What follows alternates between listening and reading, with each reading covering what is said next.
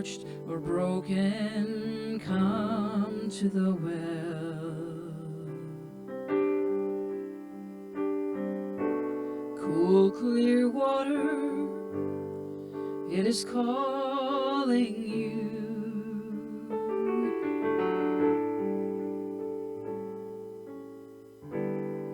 Beggars, sinners, teachers, saints, come to the well.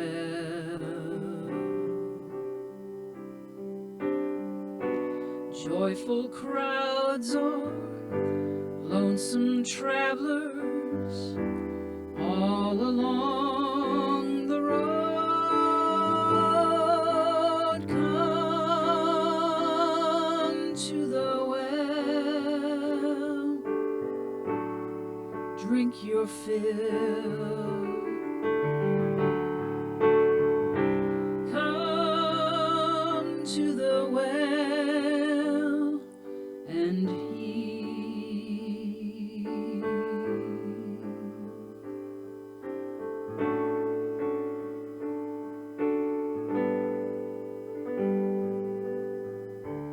Deep and sacred, wise and ancient, open your eyes. Elemental for survival, it will never run dry. Come to the well, drink your fill. Come to the well and heal.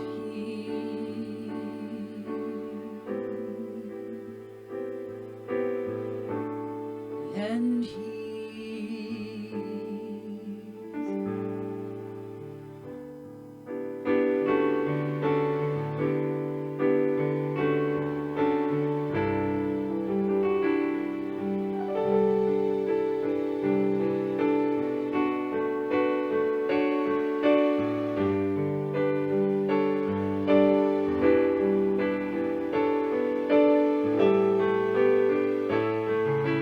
Come to the well,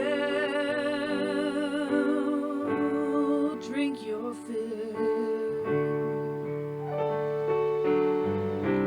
Come to the well and heal.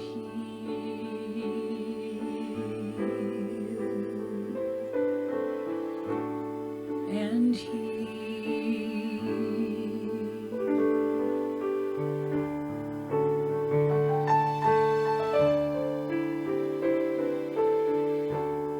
And heal.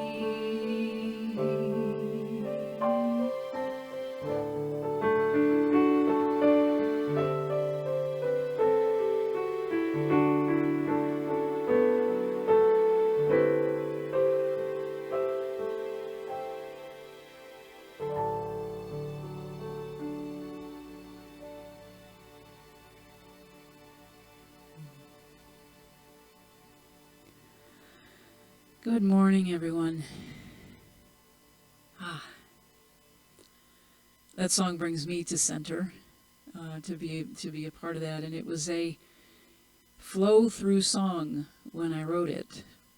I don't even remember why or how or when. I know the copyright date that I have on the lyric sheet and on the sheet music, but I think it was simply about being present to the moment and being in the flow. And the couple of lines in that song, of course, is the idea of the living waters. I mean, we hear about the living waters, we hear about the source of all things, the ground of all being, the master teacher. Jesus spoke about the living waters. If you drink from these, you will never thirst again. And that is, of course, a metaphor for consciousness in this teaching and knowing the truth about ourselves, knowing our connection with the source of all being. Every human culture for hundreds of thousands of years, and then as we know, when when things were able to be written down, and through oral translation and passing along of the stories, there were gods and goddesses and powers and celebrations and rituals around the water, because water, without it, we don't last very long as humans. We can go for about 2 to 3 months if we have food and water, if we have water. If we don't have food but we have water, we can last about 2 to 3 months. But if we don't have food or water, we last about a week. Our human form needs water. We are made mostly of water. The planet is made mostly of water. And I love all of the studies and the ancient things and the modern things that are bringing in what we know, the power of water and the vibration of water and the chemical makeup, the way that water will crystallize depending on the environment that it is in. And the studies that were done years ago by, I love the guy's last name, Dr. Emoto, about when we speak to water, and the experiments that he did, that if we criticize and curse it and the crystal forms, eventually what happens is it's very distorted. But when it's pure and it's love and it's those things, these beautiful, beautiful patterns that form within the molecules of the water. So the vibration, the resonance of that, of being one with the living water, we are in it whether we realize we are or not. And we talk about the flow. That's what we're talking about today, is moving that, being in motion, being in resonance with, being in harmony with, being in vibration with the same things, where we line up, where we are not opposing our true nature as divine beings. We talk about flow in airflow. And I know with the cold temperatures, if you've got the vents blocked right now, you're going to be cold, probably in your house. So if you have something blocking those heating vents. We have the flow of thought. There's that saying, where attention goes, energy flows. It's really the basics of this teaching, is where we put our attention, we get more of. It's the flow. It's the flow. It's the flow. It's the flow. And we have the movement. We have the momentum, and we can control all of that. That is free will. That is consciousness. That is our ability, our mental capacity to say, I can get in alignment with the flow. I can hear the inspired ideas that come to me that I am asking for divine guidance, to know which way to go, what to do, what to say, when to do it. I have the free will to say, well, here's this piece of information that just came through. Well, I don't agree with it, so it must not be right. That's the ego getting in the way, cutting off that beautiful divine conversation that we are in constantly with the source of all being. So part of this is, of course, working with the law. And how do we work with the law? How do we do it consciously? Most of the time, we do it unconsciously. The law works whether we know it, whether we believe it, whether we are aware of it or not. And we prove it to ourselves daily. When somebody says, well, how do I know if I'm following the law? What do I know if what do I know if I'm thinking? If you want to know what it is that you're thinking about most of the time, you look at your results. The conditions of your life that you are in today will give you a pretty good idea of what your prevailing flow of thought is. Right? It's where we don't really notice what we're paying attention to when we're on autopilot with those thoughts and things that swirl in our operating system day in and day out and day in and day out, until we realize and recognize we have that ability to step back and go, wow, I'm looking at the conditions and circumstances and appearances in my life, and I don't particularly care for them. And again, we have a choice. We can say, well, I don't particularly care for them, so today maybe I'm just going to ignore them. and going to pretend that it's all outside of me, happening outside of me. I have nothing to do with it. It's everybody else's fault. I'm going to go into the victimhood. I'm going to go into that first kingdom of consciousness, which is the victim mode, which is happening to me, until I begin to awaken a little bit to recognize that I might change my circumstances. I might change my geographical location. I might move somewhere else thinking that's going to improve. I might change a relationship or a job or any of those things thinking that this outside stuff is going to fix the outside stuff, right? And instead it is, oh, wait a minute. I moved, I changed the job, I changed the relationship, and I'm still experiencing the same results. So what's the common denominator? Me. I love that in the John O'Donohue poem, I don't think he was thinking metaphysically. Maybe he was when he wrote this. When he said, as water takes whatever shape it is in, so free may you be about who you become. And we know that. That is a basic tenet of this teaching is our thought, whichever form we give our thought, what shape we give to it, the law will take and bring it into manifestation or bring it into demonstration.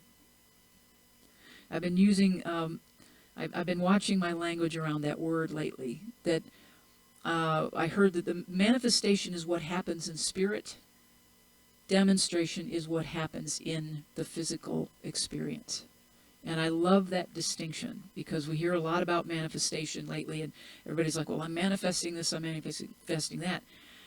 And the truth is, in the flow of energy and in the resonance and being in resonance with spirit, we live in that field of infinite potential, of infinite possibility. So it is already manifest in the infinite. It is our work to allow it to come through us, and it needs to come through us in order to be demonstrated in our experience. We shut it off. How do we shut it off? How do we control it? How do we fix this? We don't fix it, we allow it. We get in alignment with what is. The first thing is that acceptance of going to the well and saying, okay, if I do live in a field of infinite possibility, then that means everything is available to me at all times. So what's the problem? Why is it not showing up? Because in the very act of focusing on it not being demonstrated, I continue to shut the valve of letting that flow. It's like the metaphor of standing on the shore of the ocean and looking at all of this water and saying, why am I not getting wet? Well, you got to put your feet in. You got to dip your toe in. You got to run or dive or whatever it might be. And if it's a little iffy at first, then maybe start out with a little boat or a little raft to float on and get an idea of what the water's about. But that is the idea behind this. We can sit in meditation, we can affirm, we can do all of our affirmations, we can do our spiritual mind treatment, we can do everything, use all of the tools that we have, but if we don't take the action on allowing it to come through us by whatever we are guided to do, it will sit in potential. It will sit in that infinite potential, and the more, and I'm speaking from lots of experience here, the more I sit back and get mad at God or mad at something else or some bigger than me and say, I'm doing everything I'm supposed to be doing, and it's immediately I have learned I get the very still small voice that says, no, you're not. You're not allowing it. Because the more I focus on it's not happening the way I want it to, it's not happening fast enough, it's not happening, and so-and-so's not doing this, and so-and-so's not, it comes right back to me. I am the common denominator as what is happening and why I'm not demonstrating, or why I am demonstrating. And I have proven it to myself on both sides of the equation, more often than I can't even keep track of how many times I'm like, okay, I know how this is working, and all of a sudden something happens and the flow changes. It's like, no, the flow didn't change, I did. I either shut it off or I opened up the valve. There is this from Holmes Reader on Meaning, from Ernest Holmes. He says, life flows into everything through everything. It passes into every human event and translates itself through every human act. Act being the operative word. If you think of life as flowing through your every action, you will soon discover that the things you give your attention to are quickened with new energy, for you are breathing the very essence of being, and that's being with a capital B. You are breathing the very essence of being into them. So I love to think of this as this beautiful, beautiful dance, conversation, if you will. It's reciprocal conversation. And throughout my day now, I am aware of when I'm about to say something or do something, or the thought begins to come in that is, I know is absolutely old and limiting. I have heard it. I am tired of it. I'm tired of hearing myself whine and say the same thing again and again and again, going, oh, no, that's right. It doesn't change if I keep saying this and affirming it. I'm glad that Reverend Rainbow mentioned Mary Morrissey as one of my mentors. This was the first place I heard this from her, and then I heard it again this morning in a meditation and something that I was listening to. And it stopped me in my tracks, but it got my attention, and it came around again today, and I took it in that very grateful way to say, okay, I get what it means now on the next level, and that was stop arguing for your limitations. Stop arguing for your limitations. So what does that mean? It means if I'm in a spiritual mind treatment, or I'm in an affirmation, or I'm doing a vision statement or something along those lines, and I say, I want this, I would love to have this, I'm in the energy, but my feeling inside is a great big but. This is what I want, but I can't have it because, or I don't think this, it's because I don't deserve it, because it's this is all of the limiting thoughts that have become a very tiresome story can get in the way. And just this week, I was in a sharing in a meeting, and it was almost as if I had two brains and a narrator going on in between both of them.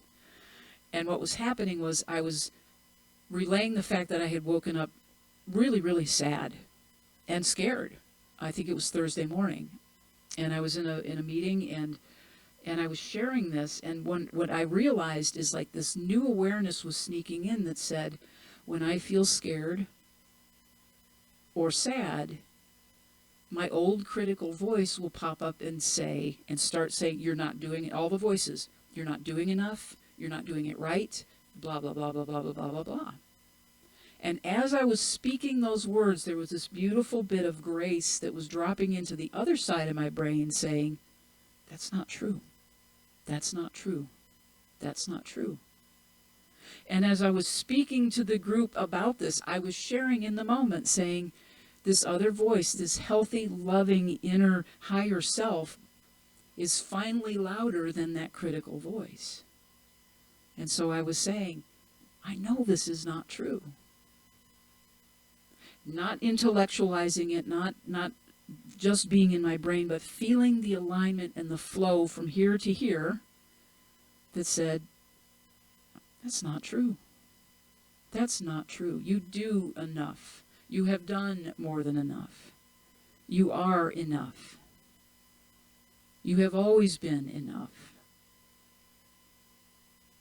And so the ease and everything that came out of that flow, that feeling was immense gratitude. And I got all weepy, and it's still just because it's like this channel in me has opened to the truth of my being. And it's not to say that I'm not going to ever get something else that's going to come in and shut off the flow. It's like, no, this is just next level. This is the next level of healing, and it will come around again. But not as intensely, because that's been my experience as I've done this work. As I do the work to hear, to pay attention to what I'm paying attention to notice what I'm noticing, to notice my thoughts, to notice what I'm just about to say about myself or to myself. To be loving enough to say, that's not true. I don't think that's true. I was working with somebody that, again this week too, was in a moment, and from my standing outside of this person's frame, was able to see those very things. Like, it was like this, right on the wall, so clear that here were dots that this person was connecting that were not true. But they were thoughts that were tangled and getting caught in, here's this idea of my spirituality, and here's this idea of my healing, and here's this idea of who I should be or who I think I should be. And it was so cool because I found it was actually in a visioning meeting, and I felt the flow come through me, and I was able to say to this person after the meeting, I said, would you be open to a little bit of coaching offline after this meeting? And they said yes. And the ability to stand back objectively to see where things are getting connected that are connected to the belief of that's not true.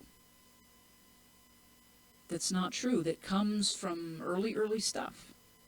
It's like, let's just gently peel this back, maybe like pouring water on it, rinsing it off, flowing through it. So let's just take it back and take all the judgment away from it. And that's what we do. That's the most important part of this work that we do in being in the dance, being in the conversation, being in the flow, is learning to stop judging the thought, to stop judging the emotion. That's really important. Most of us are taught that our emotions are either good or bad, or right or wrong, and it doesn't make you nice if you're angry, and people won't like you if you stand up for yourself or you give a healthy boundary. So it's that gentle thing, just like the still small voice, just like the water in a well bubbling up from underneath. Generally, it's not a geyser, unless it's a geothermal thing. A well is a peaceful place. And there's just a gentle, gentle flow that keeps that filled. One of the things that in all of this work is learning surrender, learning to let go of all of the things that we don't have any control over, which is about 99% of life. Whether we believe it or not, we really don't have much control over anything except our thoughts and our feelings, which create our responses or our reactions. And the rest of it is just like everybody else. We're trying to just get through knowing what is ours to do and not. So surrender, really, really important. This is from Eckhart Tolle. Surrender, it's from The Power of Now. Surrender is the simple but profound wisdom of yielding rather than opposing the flow of life. The only place where you can experience the flow of life is in the now moment. So to surrender is to accept the present moment unconditionally and without reservation. It is to relinquish inner resistance to what is. We only have this moment, this now moment. And we can rail against it, and we can shake our fists, and we can say everything outside of us, as I said, is causing me to feel uncomfortable. Instead of just looking at the circumstances and the conditions and the appearances in life and just saying, oh, I can make a different choice. It is really that simple and that difficult to master. Changing our thinking. Yes, simple concept. In practice, you know it takes work. It takes a lot of work. It takes constant work to not default to the subconscious or the unconscious operating system that will just say, oops, yep, I want to do that, but it looks too hard. Nope, not going to do it. Just going to go back to what I'm doing. But the flow of life and the flow of spirit within us wants us to move, to be something greater, its expression, to express itself through us. It nudges us all the time. We see it in nature. Nature is not stagnant, and we are not designed to be stagnant either. And I know I speak to this a lot, but it's that same thing where it's like, I can say that, and it doesn't mean I am going to be single-handedly changing the world for the better all on my own because Spirit wants to express that through me. No. Incremental, consistent, baby steps. We learn the level. We get to the next level. We heal that level. We get to the next experience that says, okay, there's more that Spirit wants to express through me and as me. So, I got that piece. Great. And what I'm learning is through being in the now, surrendering, being in gratitude, and doing a whole lot of forgiveness work, is that I get that next piece. So now there is a momentum in my flow that says, what's next?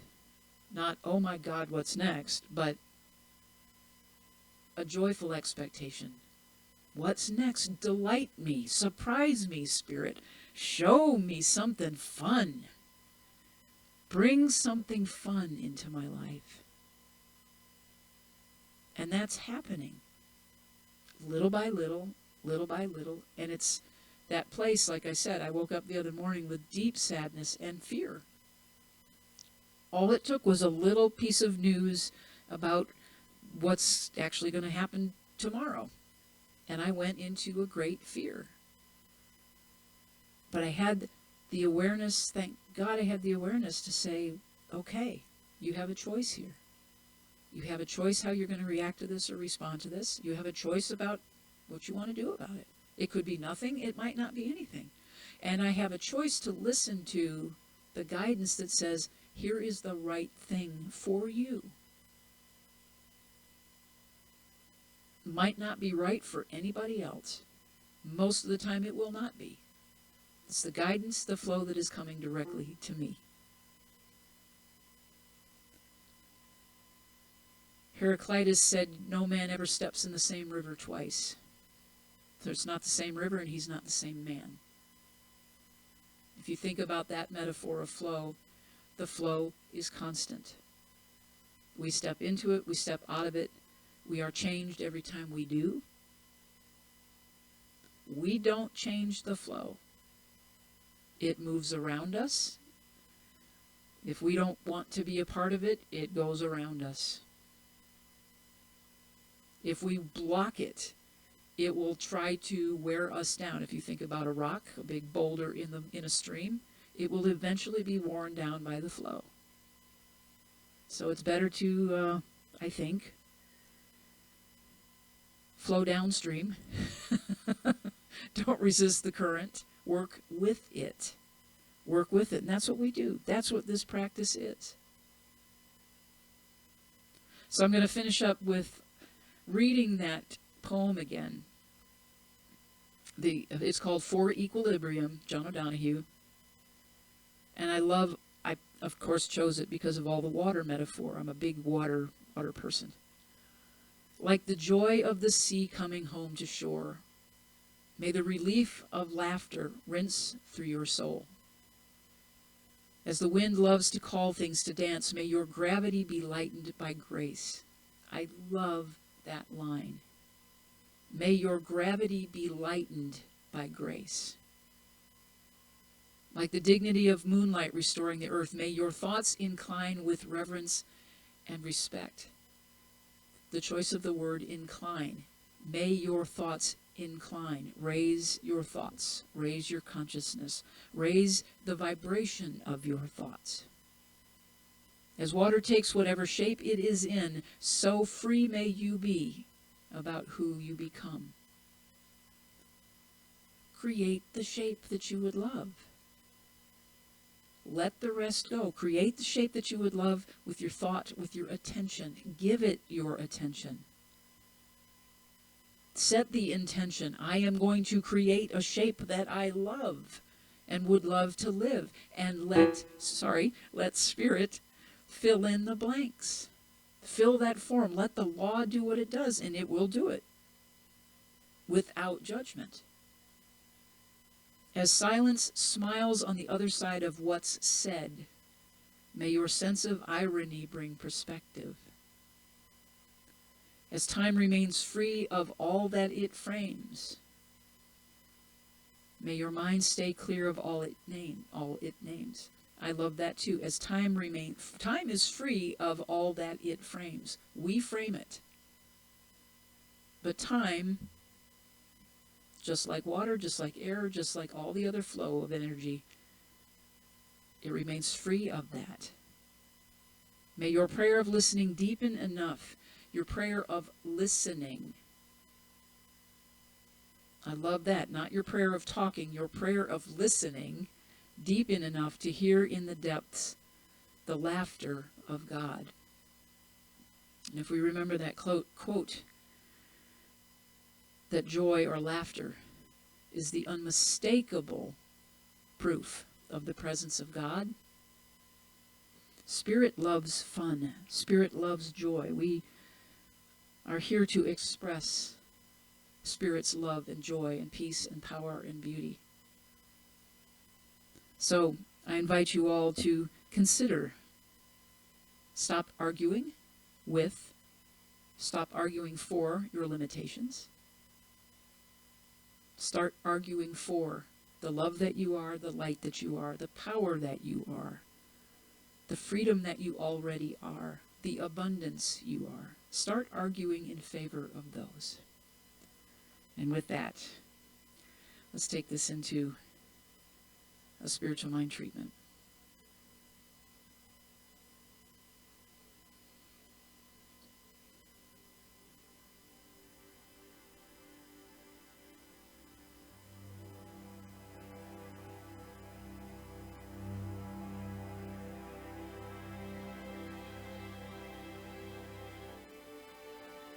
And I invite you to take a deep breath.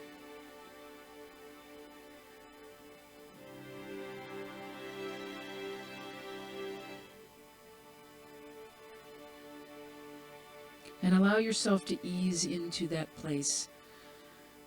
Visualization of a flowing river,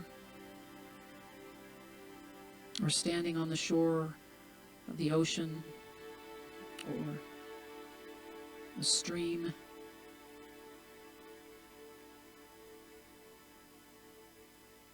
Breathing into that space of just noticing all of the things that it moves around. The wave will pick up sand and rocks.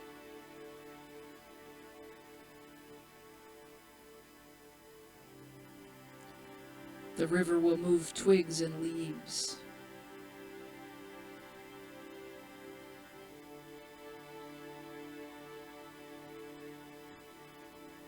The very breath flowing through your body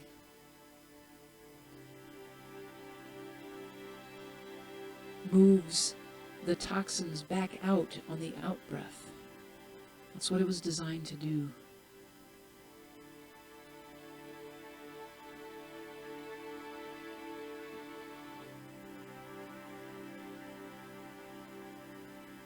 And so what I know for each one of us today is a new awakening and a new awareness to that flow that is constant.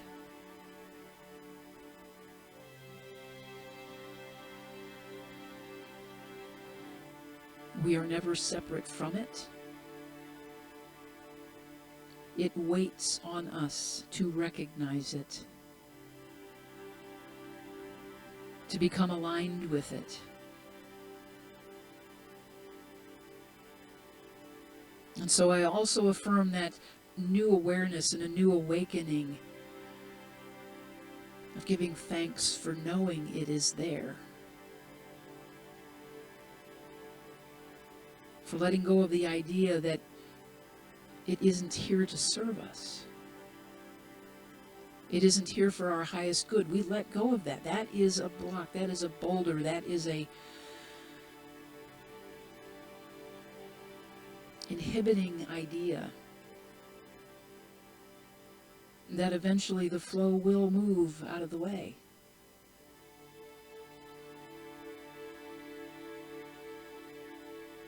And so for each one of us, I know ease. I know grace.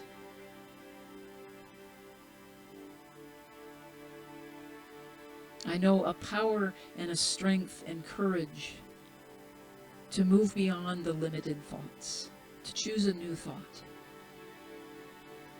And in knowing that doing so will open the door for even greater experiences of support and supply and grace and peace and joy.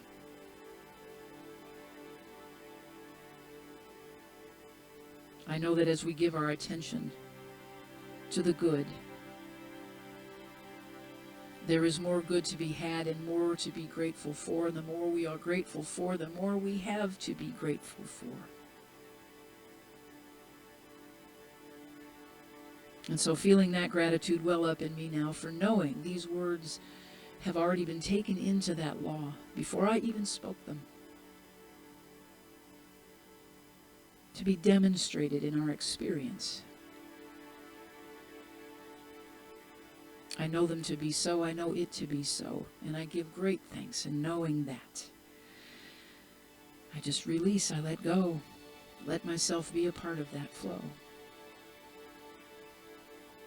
And we affirm it by saying, and so it is. So it is.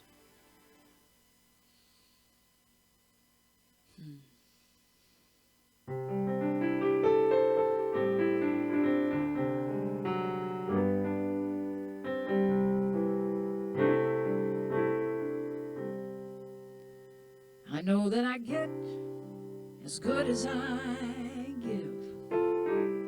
So giving good is the way that I live. I'm giving love, I'm giving joy, 'cause I get as good as I give. I get as good as I give. So giving good is the way that I live.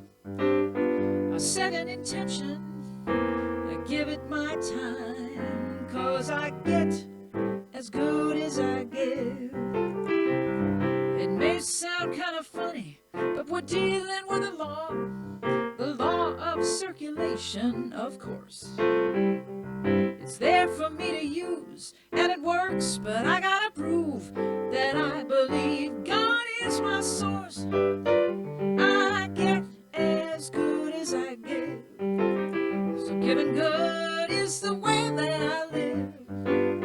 I'm giving peace and harmony, 'cause I get as good as I give.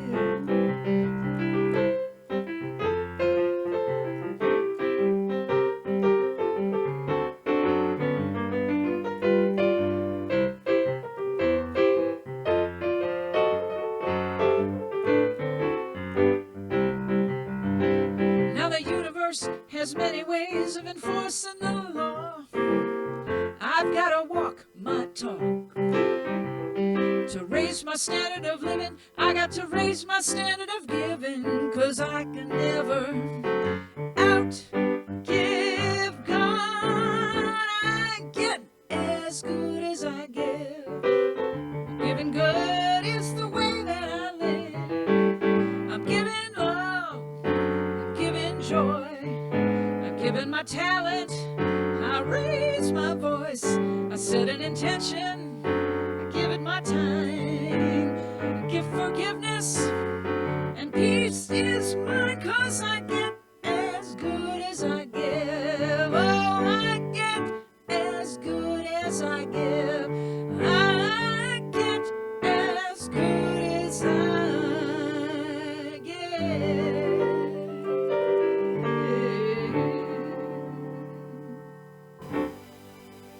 let the peace, the power, the love, the beauty, the joy of God flow through us from this moment out into this day, to this week, to the rest of our lives.